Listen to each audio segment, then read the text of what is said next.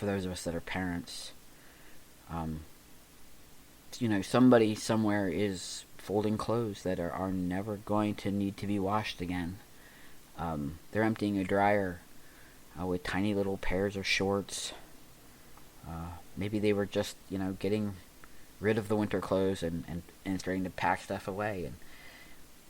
And, kindergarten graduations were just around the corner. And I know these kids are elementary school, but, they were getting ready. Maybe they were getting ready, the family was getting ready for a trip to Disney or a local water park or one of the millions of lakes down there in Texas. And, because this is Memorial Day weekend coming up, I mean, I'm sure families had plans. And there's parents that are just gutted right now with absolutely no understanding of how to move beyond the moment. They sent their little babies to school. They sent those little babies to school, and that morning, and by 11:30, those little ones were. I truly, truly hope that it was quick, that they did not know the terror that they were in. I truly, truly hope that they did not know what was happening. I hope it was quick. That's the only thing that I can hope for. That's the only good thing I can hope for. And I also I hope that the young man's family finds resolution, finds understanding, finds out what happens. Our country as a whole always seems to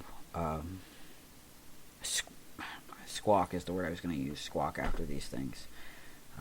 We demand gun reform. We demand, more police officers in front of our schools. We demand more, veterans in front of our schools. People who can carry arms.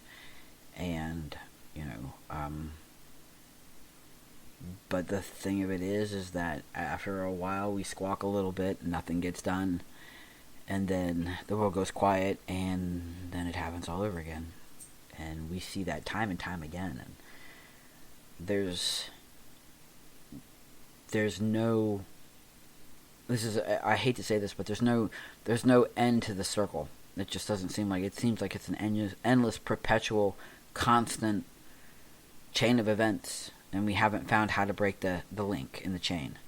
We haven't, and it's not simple. It's not one thing. It's not gun control. It's not. You can do gun control out the wazoo. You could take every gun away from every law-abiding citizen, but the fact of the matter is that it's not the law-abiding citizens who are out there, causing problems. Happens every once in a while, but you can blame mental health. Always mental health. Nobody in their right frame of mind goes into a school with that intention. But the thing of it is that yes, it's mental health, and it's also a human condition. Humans are treated by other humans. Errors happen, mistakes are made. What happened? Where was the weak link? What happened? Where was the failure on this one?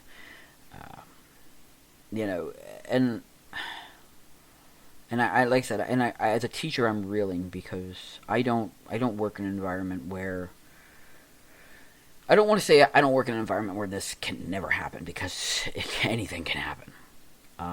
The probability of a gun being brought into our school is extremely, extremely rare. Other things, absolutely. Knives, absolutely. Any type of handcrafted weapon can come into my school. But my students are adults. And that's not to say that, well, they've lived a good life. Okay, well, whatever.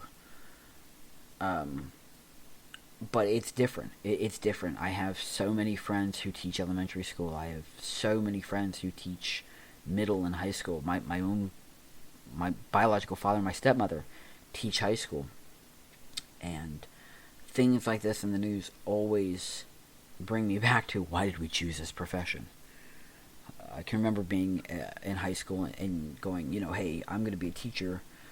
And then I went, you know what? I don't like how it's not so safe. Maybe I'm going to be a cop and work with kids, because then at least I can carry a gun. That was and I was 12 when I thought that. I remember that. That was my 7th grade year in middle school. And I went, I'm going to be a teacher. Oh, no, I'm going to be a cop. I'm going to be a cop who works with kids. Yeah, because then I get to carry a sidearm, and I feel a little safer. And I never became a cop. But I ended up being a teacher. But it's like, even the violence was... maybe it wasn't as prevalent 30 years ago, but it's definitely always been there. It wasn't anywhere near as regular as it is now. God, I hate to use the word regular. It's more commonplace now. It's sad. But, yeah. So, I'm gonna get off with, or I'm gonna leave you guys with that. I'm gonna get off here. And I truly hope that, if you're a parent, that you hug those munchkins very, very tight tonight. We still have a couple more. Some of us still have a couple more weeks of school. Some of us have kids that are graduating. Some of us have children that will just be starting out next year. I know I have friends that are in the female to male groups who are new parents. They've just had little ones themselves, and this is all too real. And we always wonder, is homeschool better, is cyber school better? Because at least we can protect them from that. I'm definitely considering that again. But I want you to hug those little ones. Okay, I want you to hug them tight, and just relish them squirming and trying to get away from you, because there are parents in Texas that can't do that tonight. And if you're an adult and and it's a decent time, of course, call home and tell your parents how much you love them, because there's a teacher who didn't make it home to her family, and there are officers who were wounded, and there are children who were wounded, and it needs to be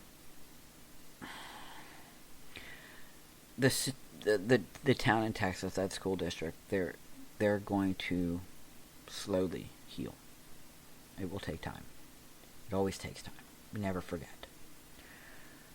Most of us will forget in a couple of weeks. But if you choose to hold on to it, if you choose to remember that every day is special, that every day is precious, that tomorrow is not guaranteed, not tomorrow, not the next second, not the next hour, none of it is guaranteed. None of it. I'm speaking from experience. Please understand that. Understand that. Yeah. Take those moments, okay? Hug them, relish them. Go through. I don't put down the cell phones, put down the TV, put down the computer, put down the internet, get off the freaking podcast, and go do something with them. Go out for ice cream. Go for a walk. Make a family dinner. Play Uno. Just be with your family. Just.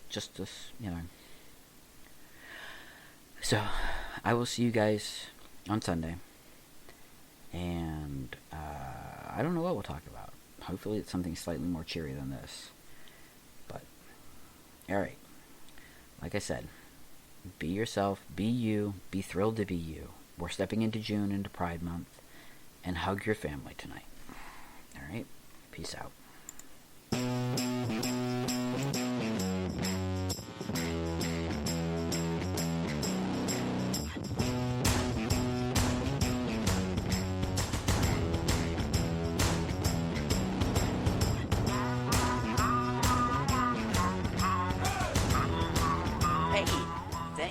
joining us on this episode of Let's Talk Trans. We hope you had fun. We know we did. If you like us and you want to hear more, follow us on Facebook. Subscribe on Spotify, YouTube, or Google Podcast, or wherever it is that you get your podcast from. Until next time, stay true to you.